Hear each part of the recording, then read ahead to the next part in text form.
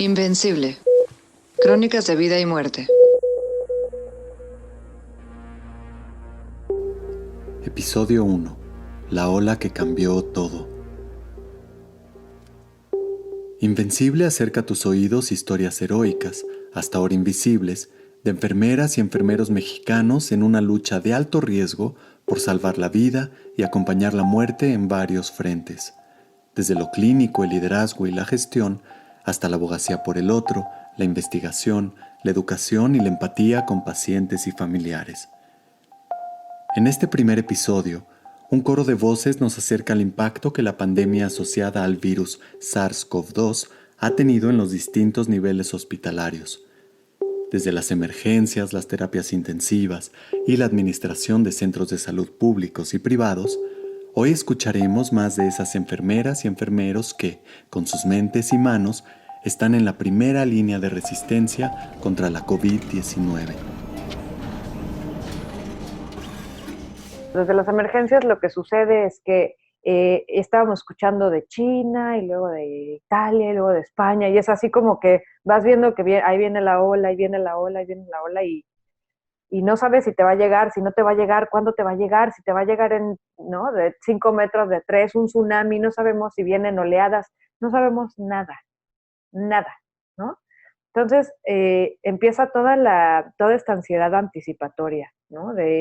Desde nos llegará o no y cómo nos llegará, hasta cómo nos preparamos para un monstruo que no sabemos ni cómo se llama, ni cómo se trata, ni cómo se maneja, nada, ¿no? Nos rebasó inmediatamente. Nosotros empezamos a mediados de marzo con la adecuación del área. En esa terapia de 6 camas éramos 3 enfermeros. Cada enfermero o enfermera se hacía cargo de 2 pacientes. En esta reconversión, que ya son 50 camas, en promedio te tocan de a 5 o 6 pacientes. Al principio todavía nos tocó como en esas semanas que cuando llegaban toleraban algunos las puntas nasales, otros la mascarilla y como que aguantaban un ratito, pero en 2 días o una noche ya al siguiente ya estaba intubado porque ya no era suficiente para él. Pues sí, ya hubo un momento en que ya todo urgencias ya eran todos personas intubadas. Yo creo que sí, como a finales, mediados de marzo, fue cuando ya sí, o sea, todas las camas de urgencias ya estaban ocupadas. Y fue cuando ya empezábamos pues a pasarlos a los pabellones, porque ya también ya se habían adaptado.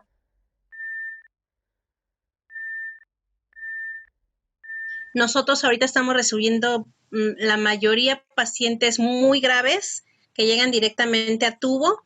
Una vez que se intuban y se estabilizan, tratamos de buscarles algún otro servicio donde podamos trasladarlos, ya sea terapia intensiva y todos los demás pisos que se han convertido en terapias intensivas, que no eran terapias intensivas, pero han tenido que convertirse en terapias intensivas para su manejo. Entonces, tratamos de buscarle alguna salida para nosotros tener camas disponibles cuando llegue un paciente grave. Esta zona quirúrgica decidieron equiparla para una especie de terapia intensiva, porque se sabía que todos los pacientes se iban a manejar como terapia intensiva en esta área quirúrgica que nos duró alrededor de 2 semanas, porque inmediatamente se saturó. De hecho, bueno, yo fui la primera enfermera ahí en el INER que me tocó recibir al primer paciente que llegó como tal de COVID. Ahí todavía ni siquiera estábamos preparados, no sabíamos, ya nos habían explicado un poquito de lo del equipo de protección, pero realmente no había nada ya claro, o sea, fue así como de, ¿qué? ¿Cómo? O sea, me tengo que poner, ya me dijeron, no, sí que ponte los gogles y que el gorrito y que no sé. O sea, fue como que todo así de rápido. Entonces, pues igual, ¿no? Lo primero que me dijeron fue, ¿sabes qué? Tú solo entra, o sea, como tal, instálalo, tómale los signos y trata de no estar tanto tiempo ahí con él, ¿no? O sea, porque realmente ahorita no sabemos bien. El primer paciente estuvo 2 días ahí, si no mal recuerdo, 2 o 3 días estuvo ahí y ya después se pasó a otra área, pero se tardó un poquito ahí en urgencias porque como no teníamos nada en todo el hospital acondicionado ya para eso, pues sí nos agarró así como que en curva, se podría decir, porque pues nos tuvimos que esperar a que desocuparan a uno de los pabellones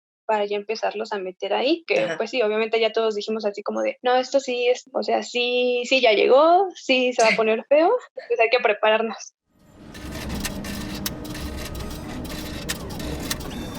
El INER se convirtió en una terapia intensiva grandota, de tener 200 camas para pacientes estables y solamente teníamos 10 camas para pacientes intubados. Ahorita tenemos 200 camas para pacientes intubados.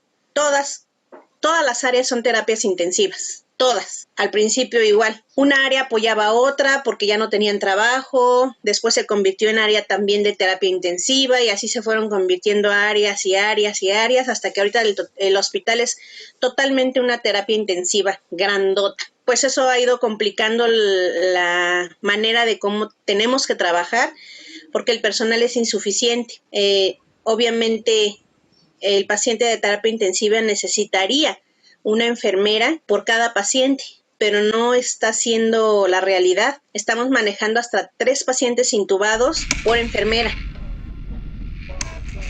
De pronto los pisos de unidad media se quedaron sin pacientes, ¿no? Porque no hay cirugías, procedimientos cardíacos, no hay nada, y entonces todos los pisos se empiezan a reconvertir, ¿no?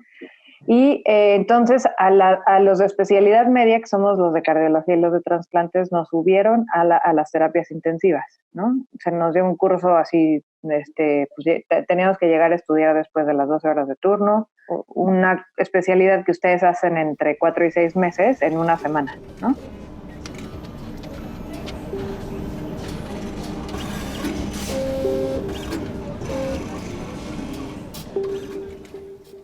La pandemia ha puesto en jaque a los sistemas de salud en todo el mundo. La COVID-19 es una enfermedad todavía desconocida, con afecciones respiratorias y vasculares difíciles de tratar. Implica una gran especialidad técnica en el manejo de los síntomas, así como retos inmensos en la gestión de los casos, sobre todo cuando consideramos la velocidad con la que avanza y su fácil contagio.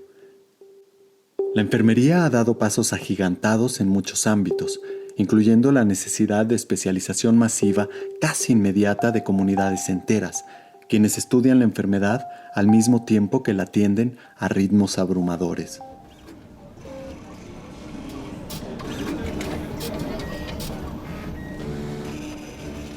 Antes de COVID, una terapia intensiva de 20 camas con 10 intermedios y 10 intensivos y una unidad coronaria con 16 camas igual, la mitad de intensivos y la mitad de coronarios. Y cuando se hizo la reconversión hospitalaria, se hablaba de 46 camas de cuidados intensivos.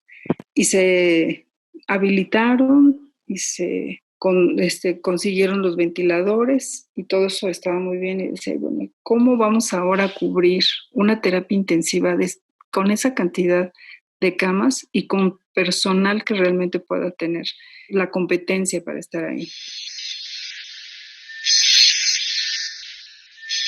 El doctor falleció allí, de hecho nos tocó a nosotros, falleció digamos que en nuestro turno, nos afectó mucho porque pues era un compañero, era integrante del equipo, era líder, fue quien impulsó los cambios para la adecuación y que desafortunadamente le tocó estar de paciente y después falleció y sin duda pues nos afectó a todos y ahorita recientemente hace un par de semanas falleció una compañera enfermera igual por COVID. Entonces estas dos pérdidas pues hacen que exista mucho estrés, mucha carga emocional en el personal.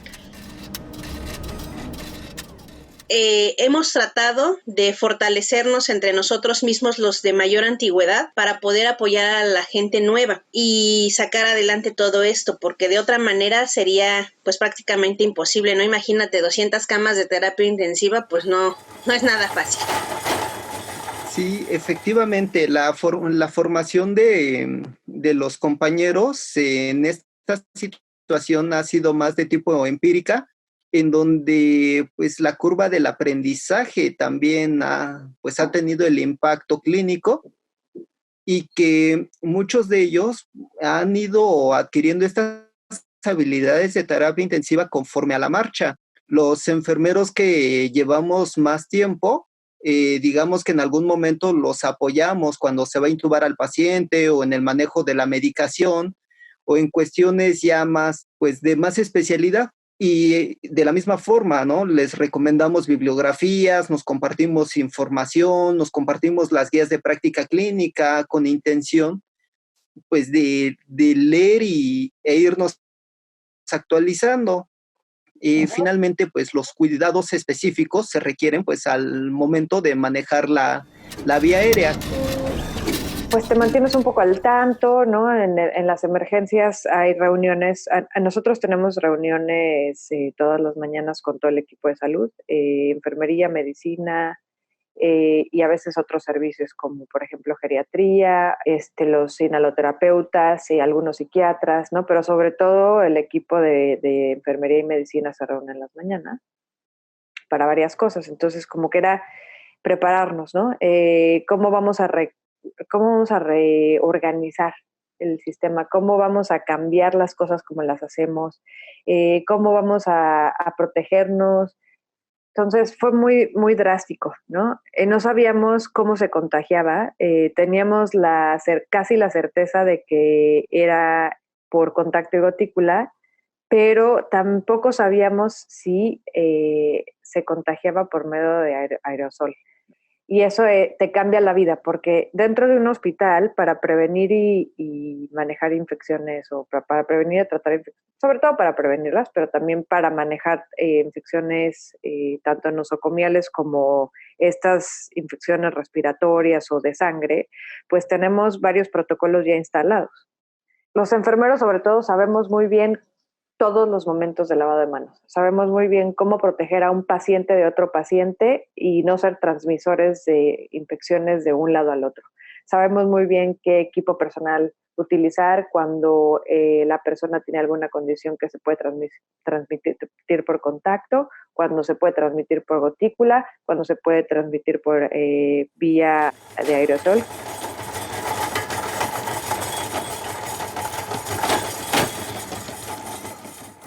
Yo creo que ninguna de nosotras que estuvimos en unidades críticas llegamos a pensar que algún día una enfermera tendría que atender más pacientes gravemente enfermos de los que un ratio convencional era establecido, ¿no? Y creo que esa parte de estructura física y de equipamiento y de insumos, probablemente eso sea algo muy sencillo. Pensar que por el simple hecho de decir vamos a tener tantas camas, vamos a poder ser exitosos, claro que no. Entonces, cuando había que hacer la distribución, la dotación de personal, tuvimos que irnos a esquemas que creo que nunca hubiéramos pensado que iban a ocurrir. Hace poco escuchaba a una persona que decía, esto es un parteaguas, esto es quizá la generación, el génesis de una forma distinta de cuidar a los pacientes.